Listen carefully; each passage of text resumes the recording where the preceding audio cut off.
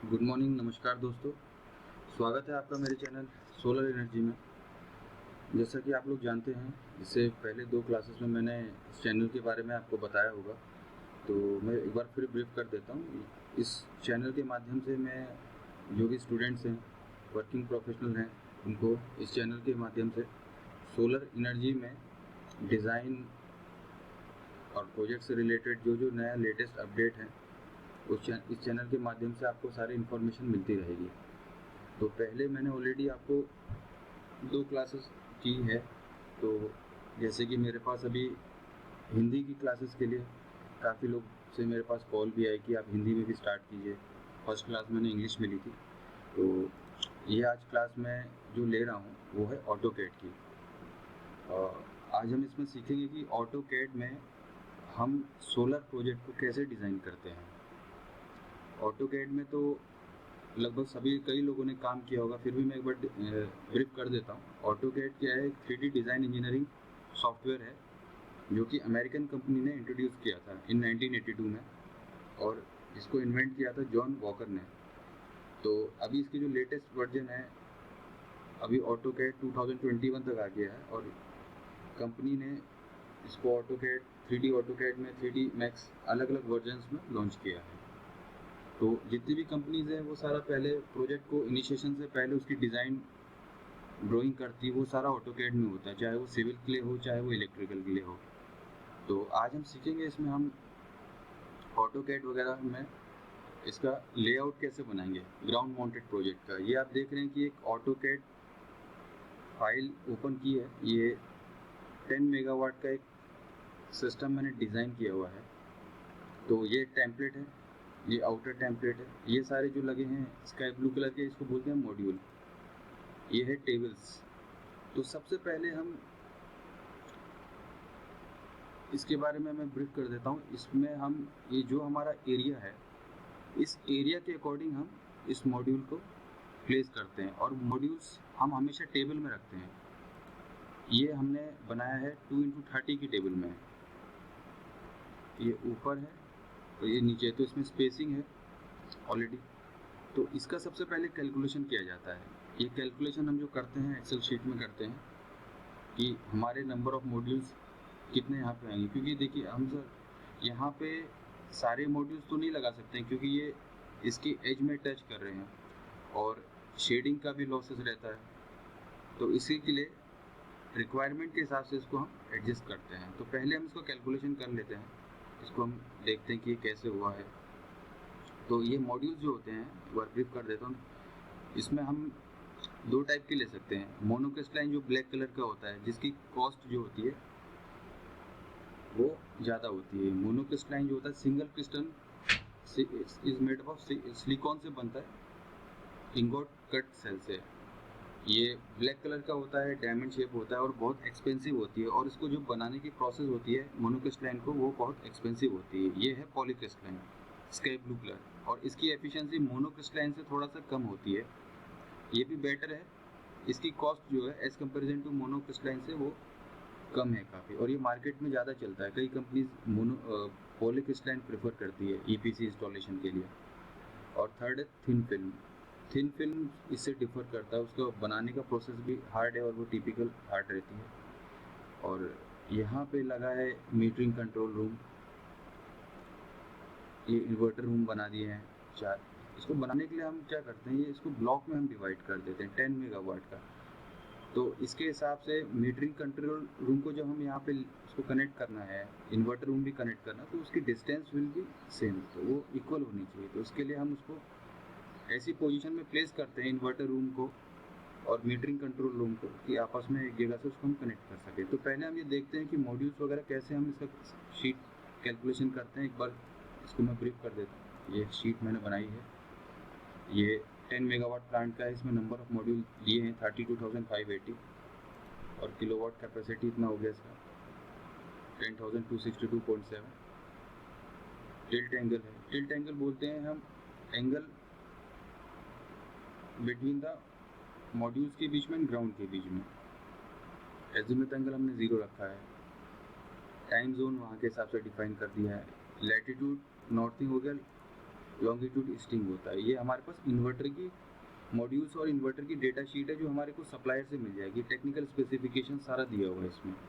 Module का voltage कितना है, हमने 315 की सेलेक्ट की है, VOC maximum voltage VMPP same as it is. Inverter हमने ले लिया 1000 किलोवाट का कैपेसिटी का, और ये सारे टेक्निकल पैरामीटर हैं। फ्रीक्वेंसी है 50/60 हर्ट्ज। तो सबसे पहले हम क्या करते हैं, स्ट्रिंग की कैलकुलेशन करते हैं। इसके दो फॉर्मूले होते हैं। पहला फॉर्मूला ये है case A based on MPP voltage. इसमें दो केस आ जाते हैं, मिनिमम नंबर ऑफ मॉड्यूल्स पर स्ट्रिंग निकालेंगे, बी मैक्सिमम नंबर के लिए निकाल लेंगे। तो उसका फॉर्मूला ये लिखा हुआ है, इसके हिसाब से हमने इसकी वैल्यू यहाँ पे पुट अप किया, तो हमारे को एक कैलकुलेशन में मिल रहा है 18.93। सेम एज इट इज़ हम इसको मैक्सिमम से निकालेंगे 39। और केस भी होता है based on allowable voltage range. इसका फॉर्मूला ये है, ये हम VOC के लिए निकालते हैं, तो ये आ गया 15.50। स्टार्टिंग में कई लोगों को प्रॉब्लम हो रही होगी, क्योंकि ये इसका कैलकुलेशन कैसे हो रहा है। कुछ लोग जो इस फील्ड से बिलोंग नहीं करते हैं उनको थोड़ा सा परेशानी हो रही होगी, लेकिन मैं अपने कोर्स में इसको सारा टॉपिक कवर करते हुए चलूँगा।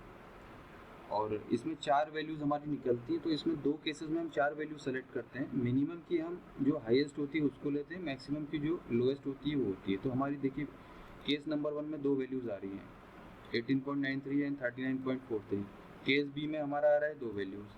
तो मैंने बोला कि मिनिमम में जो हाईएस्ट लेते हैं, यहाँ पे मिनिमम नंबर ऑफ मॉड्यूल जो है 18.93 और मिनिमम नंबर ऑफ मॉड्यूल पर स्ट्रिंग 15.53। तो हमने मिनिमम की जो हाईएस्ट वैल्यू है 18.93 सेलेक्ट कर लिया। Same as it is maximum में अपोजिट हो जाता है, तो 32 कम वाली वैल्यू हमने ले ली। तो हमारी स्ट्रिंग्स जो है हमने सेलेक्ट की है 19 से 31। 19 इसमें हमने एक वैल्यू ज़्यादा ली है और मैक्सिमम में एक वैल्यू कम। मतलब हम स्ट्रिंग का जो सिलेक्शन करते हैं वो 19 से 31 की हम सेलेक्ट करते हैं। अब यहाँ से हमें कैलकुलेशन चेक करना है। तो हमारा 32,580 जो हमारा ऑटोकेड में आ रहा है, तो इसके हिसाब से हमने इसको कैलकुलेशन करना है। जो नियरेस्ट होता है उसके हिसाब से हम उसको लेते हैं। यहाँ पे देखिए 32,580 को जब हमने 30 से डिवाइड किया है, ये 30 यहीं से आया है, 19 से 30 जो हमने लिया है, तो ये 32,580 मतलब नियरेस्ट आ रहा है। अगर हम इसको 24 से डिवाइड करते हैं तो 32,568 आता है। तो मतलब स्ट्रिंग फॉर 24 मॉड्यूल के हिसाब से इट विल बिकम 32,568। तो हमारे को सिस्टम का जो हमारा रिक्वायरमेंट आ रहा है नंबर ऑफ मॉड्यूल्स 32,580, तो ये तो नियरेस्ट है।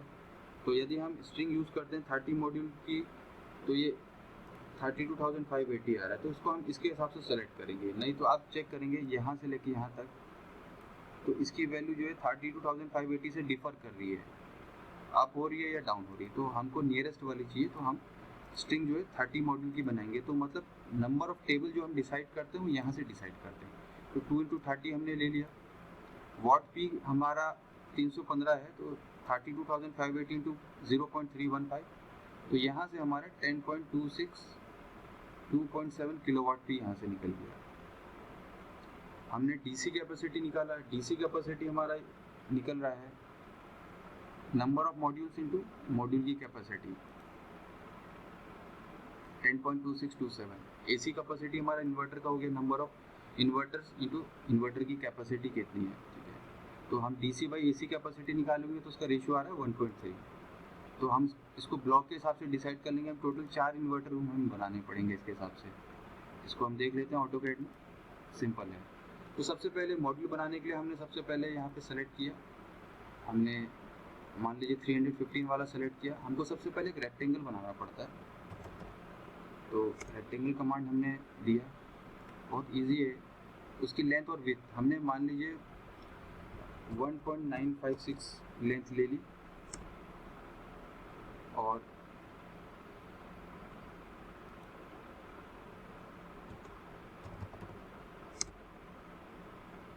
हमने सबसे पहले पॉइंट सेलेक्ट किया, डायमेंशन को हमने क्लिक किया, हमने लेंथ ले ली 1.956, हमने विड्थ ले लिया 0.992 mm।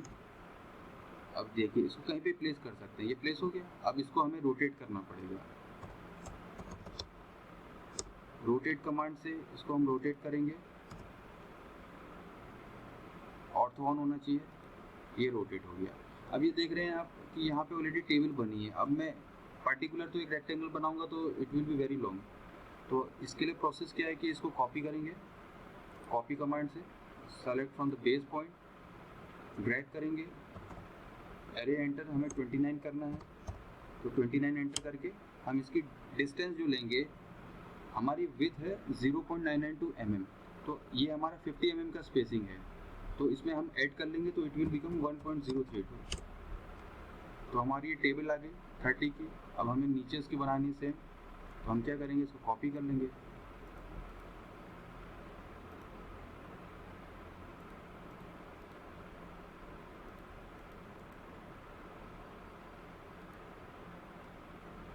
कॉपी करेंगे हम इसको, इसके बेस से सेलेक्ट करेंगे, इसके लिए हम देख लेते हैं इसका जो लेंथ आ रहा है 1.956 प्लस 0.050, सो 2.006। तो हम इसको जब लेंगे यहाँ से सेलेक्ट करके, तो 2.006 हो गया है।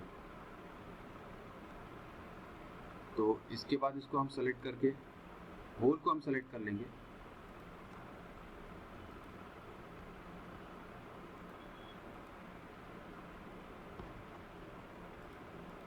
मान लीजिए हमने इसको सेलेक्ट कर लिया,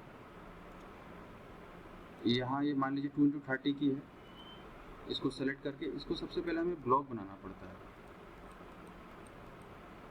ब्लॉक में क्या फ़ायदा होता है कि हम ब्लॉक को एडिटिंग कर सकते हैं। तो सेलेक्ट किया हमने, ब्लॉक बन गया, हमने मॉड्यूल लिख दिया, हमने इसका पिक पॉइंट ले लिया, हमने सेलेक्ट कर लिया ऑब्जेक्ट को पूरा,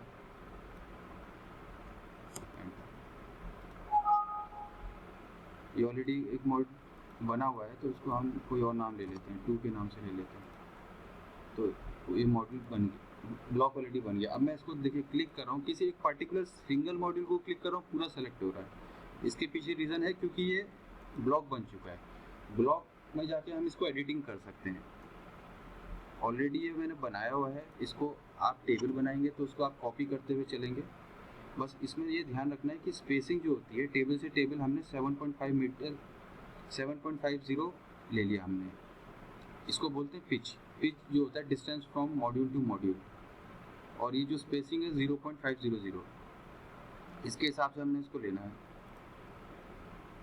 तो इसका ये फंडा है और ऐसे बन जाएगा। इसके बाद हम इसको काउंट करना है कि हमारे कितने मॉड्यूल्स बने हैं, उसके लिए आप काउंट ए कर सकते हैं।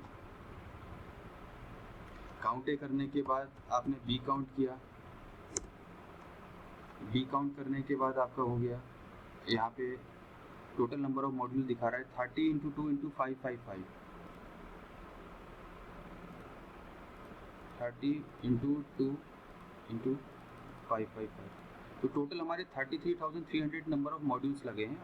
हमको देख लेना है साइज़ के हिसाब से कितना हमारा एरिया, उसके हिसाब से हम इसको डिसाइड करते हैं। तो ये रहा आपका 10 मेगावाट का ड्राइंग इन ऑटोकैड लेआउट। तो मैं आशा करता हूँ आप लोगों के समझ में आया होगा। ये टॉपिक बहुत ज़्यादा, इसमें उतनी कठिनाई आपको नहीं महसूस होगी, और इसके हिसाब से आप इसको डिज़ाइन कर सकते हैं ग्राउंड माउंटेड प्रोजेक्ट के लिए।